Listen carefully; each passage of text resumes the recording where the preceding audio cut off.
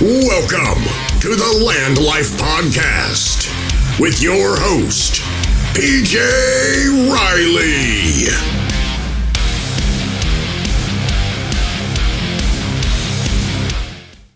Hey guys, welcome to the LandLife podcast. My name is PJ Riley. Guys, first of all, I want to say thank you so much for liking, sharing, following, giving 5 stars. If you haven't done it yet, please jump in and do it now. Before this podcast even starts, before we get in with the great Jonathan Young, give me 5 stars. It's going to keep us getting great guests like Jonathan. They're not going to want to show up if the podcast has 1 star or no reviews or anything like that. So guys, keep it going. Today we have Jonathan Young. He is a blue belt in jiu-jitsu, but he's a black belt in health insurance. They call him JY, the insurance guy. Jonathan, maybe tell everybody a little bit about yourself, kind of how you got started and how you progressed to this point that we're at now. Yeah, PJ, first off, man, thanks for having me. Super happy to be on here with you. Definitely honored, super grateful. So thank you. Awesome. Thanks, man. Yeah, man. So a little bit about me. I'm just a small town dude. I graduated high school in Lovelady, Texas. That's a town of about 608 people.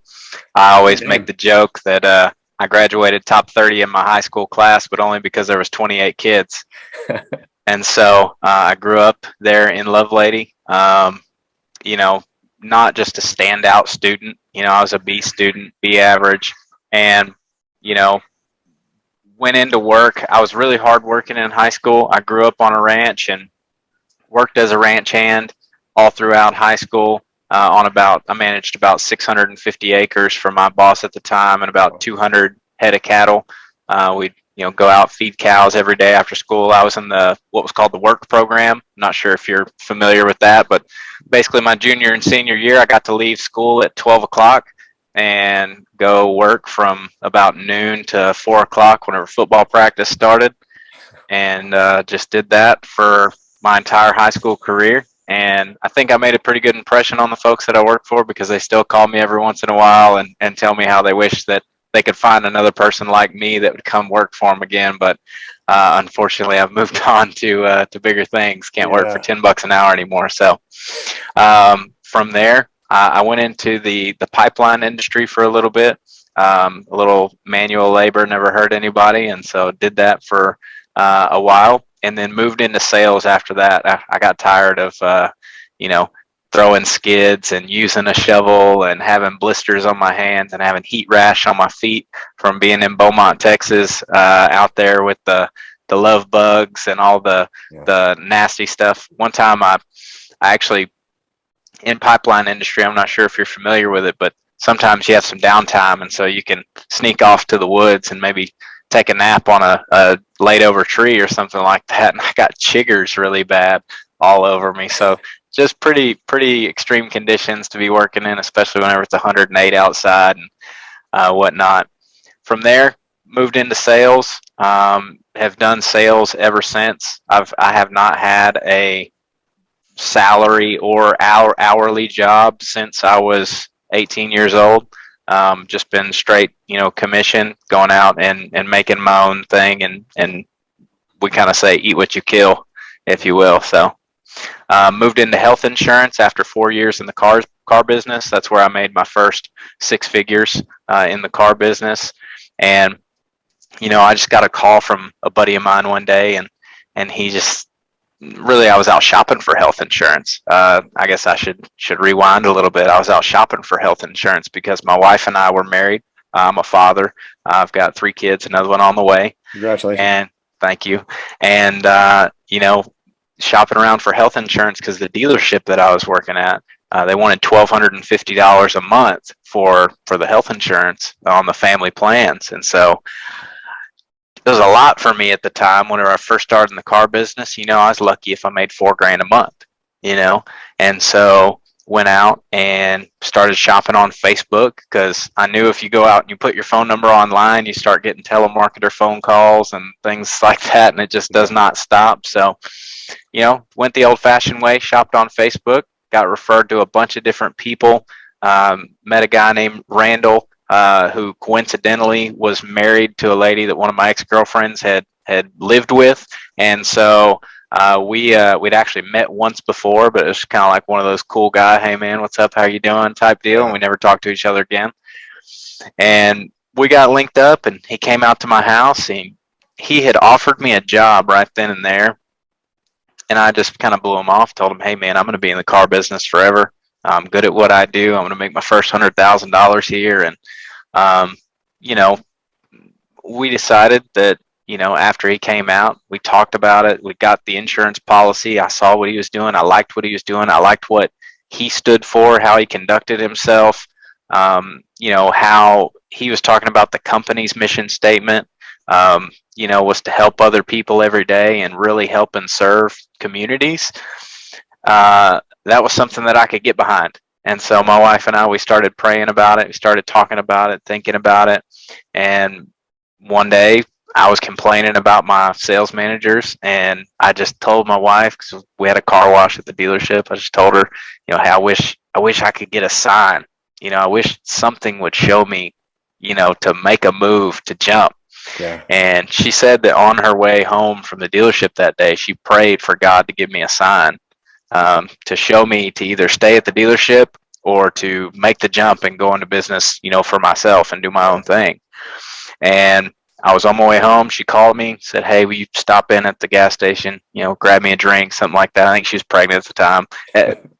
I'll tell you a little statistic about that here in a second. But she's pregnant at the time. And so I whip in the store and go grab a drink, and I'm walking out, and I see a guy that's wearing the company logo on his shirt. And I'm like, hey, man, you work for this company? And he's like, yeah, man. Didn't you and I meet the other day? And so we had met prior to that, not talked anything about it. He was kind of doing it part-time, but we just got into the conversation about it. And he said, man, if you were ever thinking about making the jump, like I'm begging you, quit what you're doing right now, make the jump, go all in, and go to work. Wow. And I called my wife right after that, and I said, hey, I think God just aligned a sign for me to move forward with this health insurance thing. Yeah. And she goes, that's so crazy. On my way home, I prayed for God to give you a sign to either stay or go. And that was my sign. And so I jumped, man, and I went all in. My first year, I was able to make more money than I had the prior 4 years in car sales, and been moving forward ever since. Now we're 4 years into it. Now I've moved off from College Station, Texas, where we originated. I moved off with two of my buddies that are in our office in College Station. We've branched out. We've opened our own office in San Antonio, Texas, where we're just fresh, getting starting from ground zero, actively recruiting, looking for new faces, new people, and hopefully change their life too. Wow. So that's a big story. It's a big story. That's a lot of things have happened, one after the other. So let's unpack that a little bit. Let's bring you all the way back. Yeah. You're still doing construction, basically, right? Yeah, pipeline construction. Pipeline work. What? So you went from an hourly wage basically into the sales force. Now, That's a huge jump. The vast majority of people that are probably did pipeline then are probably still doing it today. You know, a lot of those guys are like, this is just what I do. Maybe this is what my dad did. Maybe this is what my brothers do. I don't know how to sell. I'm that guy. That's my job. I have no idea how to sell. How did you move from pipeline work to sales, just in general sales? What was your thought process? Like, how'd you do it? Yeah. So there's a saying out there that if like a formal education will make you a living, but a self-education will make you a fortune. Yeah. And I think that, it's just something that I moved to do. Now, granted, I did come from a family of salespeople, but I don't want to use that as a fallback, because just because one person is a salesperson in their family doesn't mean anything. Sales is a skill that you have to learn and you have to sharpen, just like anything else. I like to use the old Abraham Lincoln quote that if you give me 6 hours to chop down a tree, I'm going to spend the first 4 sharpening my axe, right? It's all about sharpening your tools and getting better at what you do. And so, going back to the self-education, I just started watching, countless videos on sales, on sales techniques, persuasion, and really, I cut my teeth doing car sales. Doing car sales. And I think that really there's two types of sales that are really, really good as far as molding a solid salesperson, because basically it just makes you develop tough skin. And that's car sales and door-to-door sales. Door-to-door sales, they get beat up and abused more than anybody else that I know. And I know that because I've yelled at them, get off my front door before too. Kirby vacuum salesman and whatnot. Oh man, I did Kirby.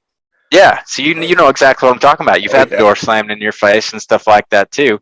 And I'm a big proponent of trying to help salespeople, but hey, whenever your pitch is bad, Yeah. And so that's just one of those things. I think that you got to sharpen your own tools. You gotta start learning. You got to start growing in that space, and you got to get in there and do it. You can't stay stagnant. You got to go. And so I think that car sales is a really good one too, because it's a lot of that back and forth. You got to have thick skin type deal, because your customers, they all think you're trying to screw them, Yeah. And so whether that be the case or not, they definitely think that you are. And so you have to build the rapport early. You have to let them know that you're trying to help them and doing the right thing. And then on the back side of that, you actually have to do the right thing. Yeah, and I think you need to go into it thinking. A lot of people go into it thinking like, "What if I fail? What if I don't do well?" You've already failed. What if you don't? Right. How about that? What if you don't? You're right. gonna go in there. You're gonna make mistakes. You're gonna fail. Things are not gonna always be great. But if there is a light at the end of the tunnel. If you continue along that process, you're going to get your life is going to be a hell of a lot better than it was when you were laying pipe. Yeah. If you stick to the process and you follow it, it's going to be a lot better. One thing I think though that really helps a lot of people is mentors or someone to follow, like a guideline of somebody. You and I are in RTA. We have some great mentors. We have absolutely the best mentors in the world. They can show you, every aspect of life, business, health, exercise, all these great things. Who did you use, initially when you were in the car sales, moving into health insurance? Did you have like a mentor, somebody that was like kind of pushing you along? So, I'll kind of back up a little bit, and I kind of got my first mentor while I was in car sales. There's a guy named Daryl Zarovich that came in to our dealership that he was this guy, his first day he showed up with a pinstripe suit on, and he's a short little fella, and, he was just a guy that kind of everybody was laughing at whenever he first got there, because they just thought he was this energetic, typical car sales type guy, And so whenever he came in, like I said, everybody was kind of standoffish to him. Well, I noticed that he had this energy about him that I didn't have and that I wasn't using with my customers. And I saw the way he interacted with people, and it was working. It was doing really, really well.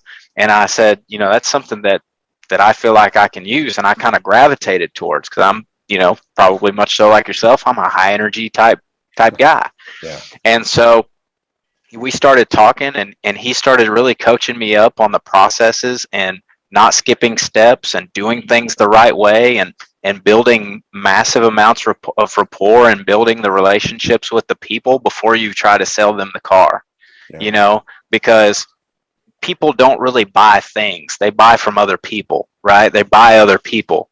Whenever somebody's getting me, they're looking to me to be the expert with their health insurance and know what I'm talking about. And I have to be an expert in my field, absolutely.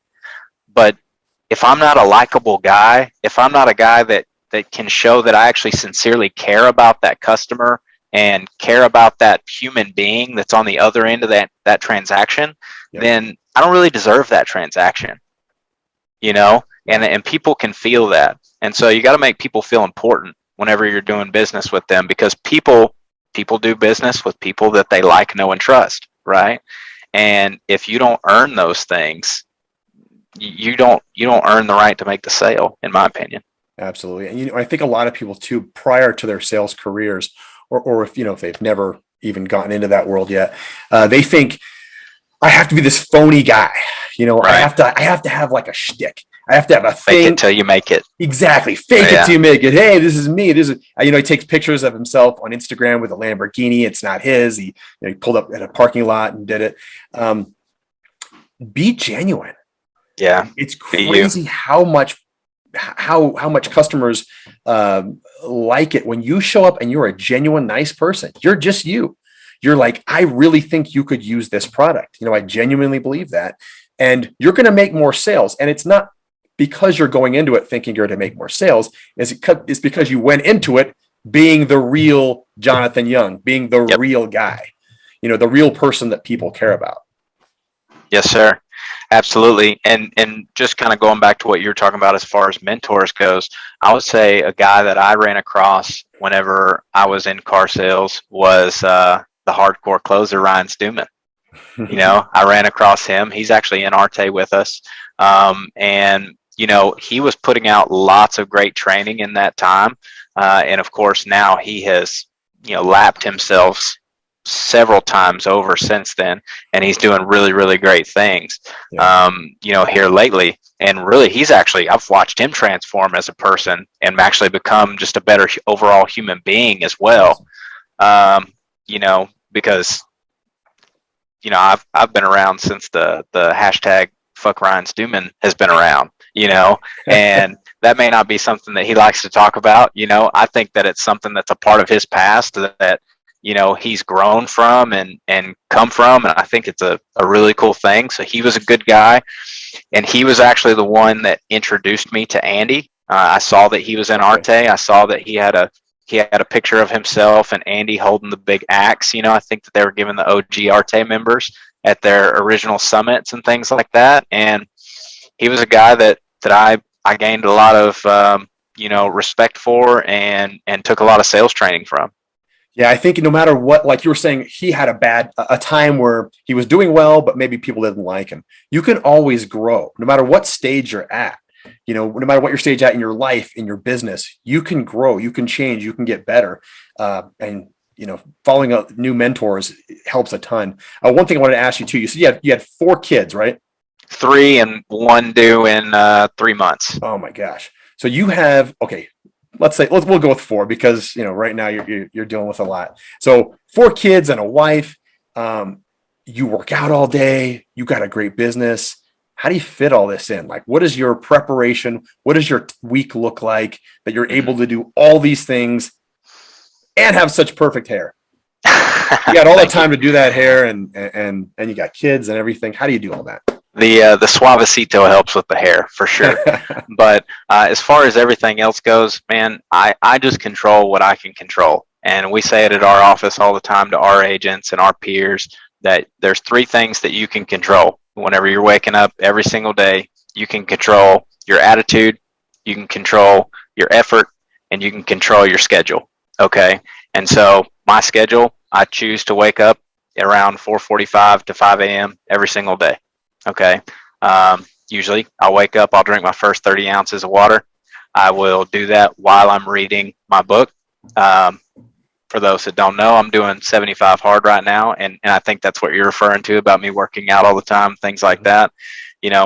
Drink my first 30 ounces of water and, start reading my 10 pages, getting my 10 pages knocked out. So that way, the first thing that I'm putting into my brain, first thing in the morning, is something that's positive, that is me learning a new skill or learning something that I didn't know. People can be overwhelmed by the news and social media and the negativity and just all the different things that go through our heads throughout the day. And I think it's super important that first thing in the morning, you put something good into your brain, Yeah, absolutely. Absolutely. Waking up positive is a big deal. A lot of people wake up and they look at, social media and then it immediately, it changes the trajectory of their day. They follow whatever happened on social media. If something bad happened, their day starts off bad. It's negative. Right. They're upset. They're like, this day sucks. If the day is something in social media is good, their day will be good. But the problem is you're allowing whatever you look at right away to control your day. Absolutely. Yeah. So start off the day where 100% it's going to be positive. Your brain's going to be working, firing on all cylinders. You're getting the water in your body. Everything is positive physically, mentally, emotionally. You're starting off the right way. I want to shift gears just a little bit. So we talked the other day on was it Facebook or Messenger or something to that effect of martial arts. Yeah. So I know you're heavy into martial arts, and I'm into martial arts as well. I think it's such an integral part of being great at business is doing something like martial arts. And Jonathan, so I saw your pictures on Facebook. I know you train a ton. Show a picture of Jonathan with his family, right? And he's very nice and he's happy and he's pushing his kids on a swing and it's a beautiful sunny day. And then you shift over to a picture of Jonathan with his gloves on, with his fight team, and he looks like a stone cold killer. So what made you jump into martial arts of all things? You're doing pipe, you switched to car insurance, you switched to health insurance, and you're doing martial arts. Like, what made you do Muay Thai, kickboxing, jujitsu, all those things? Yeah. So the reason I got into it is because I was a fat piece of shit. Great answer. And, whenever I was in the car business, not a lot of guys in the car business take care of themselves. And there's donuts in the break room every morning. There's breakfast tacos. There's chicken sandwiches for lunch. And I'm not talking about grilled chicken sandwiches, chicken strips, whatever. Every Saturday they're bringing in lunch for the guys. And so I'm only 5'10", and I was weighing 220 pounds, and almost none of it was muscle. I don't even like looking back at my wedding pictures with my wife and I because, dude, I was just a fat piece of shit, right? Now, obviously, I wouldn't trade that part of my life now because, of course, I've molded and morphed into the person that I am now. But that's why I walked into the gym, was because I saw a guy named Bobby Powers out of College Station, Texas, training with guys all the time. And I knew him a little bit. I knew some of the guys that he trained with. And I wanted to be in that mix. I was big into watching, the UFC and things like that. And I wanted to try it. And so I walked in there at 220 pounds and tried it. And right here, right now, I walk around at around 180 pounds. Last year, whenever I took my first Muay Thai kickboxing tournament, I got down to walking around at 168 pounds through diet, super strict, counting macros, water intake, while I was on phase 1 of the Live Hard program.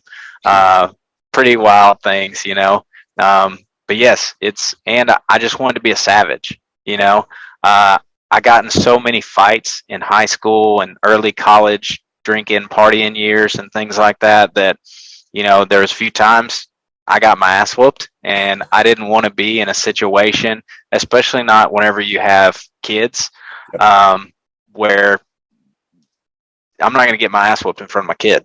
That's just not going to happen. And I'm going to protect my wife and my kids. And so that's what I wanted to do. And from there, it kind of morphed into, my part of my lifestyle, learning to be a savage and then controlling it. I think that's a Jordan Peterson thing, you should be an absolute savage. You should be a monster and then learn how to control it. And so, yeah, no, you're absolutely right. And in a business sense too, it's, you can walk into any meeting, any appointment or anything like that. Dude, you just got punched in the face for hours at your gym. What is this guy going to say to you? Right. At this appointment, at this meeting, what is this guy going to say to you? Worst case scenario, he's going to say no. Right. You have all these tools now. You can show up. You're not afraid. The worst case scenario is they're going to tell you, I'm not interested in your product. You're like, cool, let's move on. Yeah. They're not going to beat you up. Right. Well, and really, I want to relate it to something and kind of go down to the least common denominator right there, as far as it teaches you how to take L's. Yes. Because you're going to get your ass kicked right at first. Yeah. And you're going to go against guys that are better than you. And you are going to take beatings, whether it be jujitsu, whether it be stand-up striking game, whatever it is in that gym. They are trained. You are not. You're going to get demolished. Yeah. And so you're going to have to learn how to take those L's, but you're only going to take those L's until you're ready to stop taking them. Then you're going to get serious about it, and then you're going to start racking up the W's. Talk about that a little bit more. So you're going to take those L's, and you're going to take a significant amount of losses when you first start, right? Of course. When you first showed up at 220 pounds, you're walking in there, you're rolling with guys, you're sparring with guys. probably took quite a bit of losses at that point, right? Of course. Now, how was that when you were at the gym? Were those guys like, were they bullies? Were they jerks? Or were they accepting you and showing you, hey man, you lost, but here's how we're going to progress to the next level? They most gyms, unless you just go to a gym where the head instructor's it's like something off of Cobra Kai or something like that.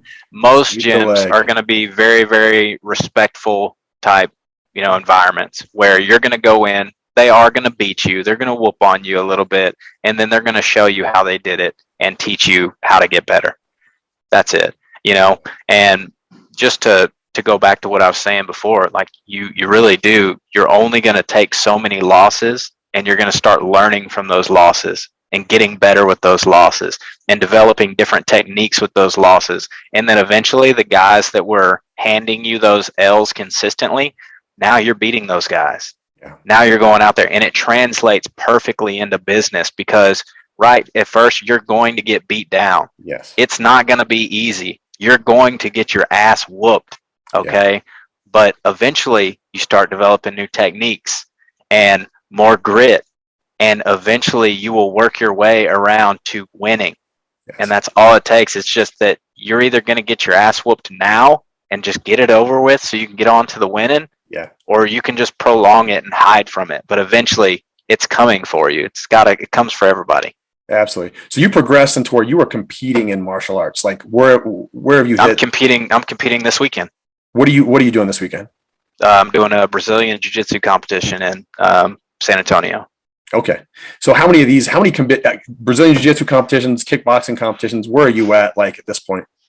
So I've only done one kickboxing tournament. I had 2 fights in one day in the kickboxing tournament.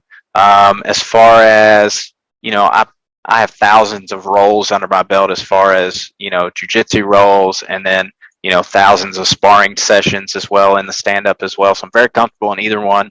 I've had at least 10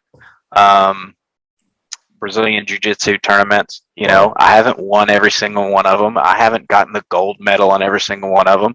It's the true thing out there that you've heard and I've heard and everybody's heard is somewhere out there's always somebody that's bigger and badder than you. And I like to go find that guy so I can stay the hell away from him, or learn how to beat him. I got to know what it's like to get whooped by the best so that you can be the best. Yeah.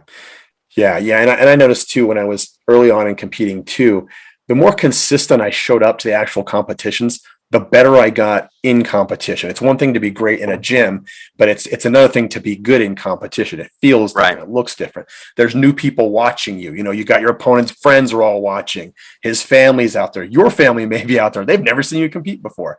Right. The more consistent you go, though, the better you are at doing that aspect of martial arts. What would you say to a new guy? He wants to show up to he wants to be a savage like you, but he's still new. He's still kind of nervous. What would you tell that new guy? Showing up is half the battle. If you just show up, you will get better. You will get better. You're going to have to get in there and go, though. You can't sit by idly and just wait for it to happen. You're not going to learn the techniques by watching UFC and walking around saying you do UFC, bro, and stuff like that. You got to get in there and do it. He's got all the gear. So, he does curls a lot at the gym. Yeah, curls for the girls. Curls for the girls. He's got the haircut, the facial hair. Yeah. All that kind of stuff.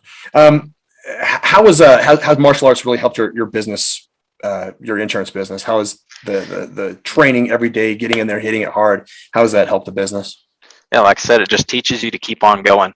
You can get tired. There's days that you're going to show up and you're not going to give your best effort every single time, but just showing up and doing the work. And even if you are just going through the motions sometimes, you can still get better just by showing up and being consistent with it. Because consistency is half the battle, And I tell people all the time in every single one of our Friday meetings that discipline will take you farther than motivation ever will. And so. Absolutely. Consistency, stick it out, keep showing up. Even on those days you're like, dude, I had to work late last night. Maybe I should just take today off. Yeah, who cares? Take tomorrow off.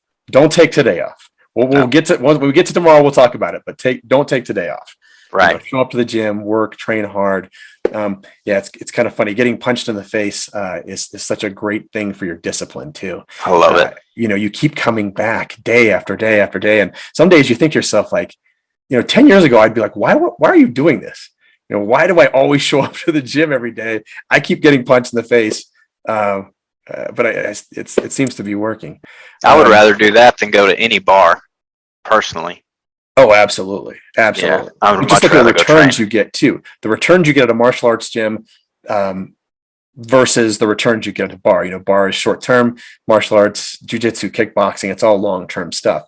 One thing I'll say too is, no one can ever take that away from you. When you have that skill, it's interesting because I'm 44 years old. I started training at 19 years old.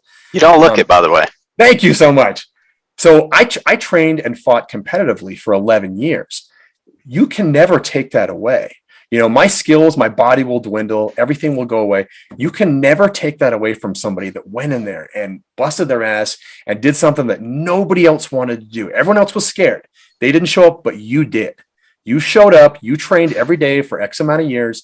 You developed a skill. Maybe you won some medals. Maybe you won some trophies. No one can ever take that away from you. That is yours forever. So I think that's a huge deal that not a lot of people overlook when they think about martial arts training. It's something physical that can't be taken away. Absolutely. My headphones died, by the way. Okay, no problem. Jonathan, let's wrap this up then, man. Anything else you want to say before we wrap it up? No, man. I just appreciate you having me on here. Thank you so much. Super grateful, and I'm happy to do it. How can people get hold of you, Jonathan? If they want to call you they need insurance, man. Everybody needs health insurance, man. How they get hold of you? Yeah, you can get a hold of me. You can follow me on Facebook, JY the Insurance Guy there, facebook.com/JY the Insurance Guy. You can follow me on Instagram at JY the Insurance Guy. I've got a podcast dropping soon with a good friend of mine, Canton Calhoun. It's called It's Worth It. And so definitely once it gets up and going, subscribe to that, like it, follow it.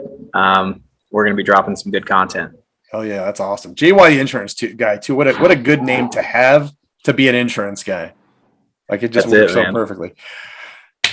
Okay, Jonathan, big question here. Here's the big question we have to finish every podcast with. And obviously I forgot to ask you this, so we're doing it again.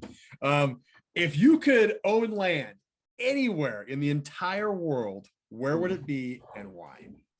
In the entire world? Entire world. See, whenever you told me you were going to ask me this question, right, I thought it was going to be a United States thing. So now I got to think a little bit harder about this. I think I'm still going to go with my original answer, though. Dude, if I could have 1,000 acres in Montana with a shit ton of cows and like an airstrip, you know what I mean? So I can get in and out of there and maybe come back to Texas every once in a while because I got to have a place in Texas too. But if I could be in Montana where I could just have a badass view, lots of cows, place for my kids running around. If I want to go on my back porch and take a piss, I can. And no one will see you. Yeah, that's it. That's it.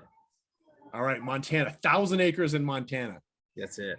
Talk to Ed. I think Ed Milet has an island that's about that size. He can help you with the financing. Oh yeah, I'm down for it. Right on, man. Thanks for that. Guys, if you need health insurance, contact JY the Insurance Guy. Otherwise, guys, don't forget, like, subscribe, follow us, give us 5 stars. Thank you to everyone who's already done it. If you guys have apparel, you have something you want me to wear or something you want me to advertise for you, let me know. I can do that too. Otherwise, guys, thank you. And I'll see you next time on LandLife.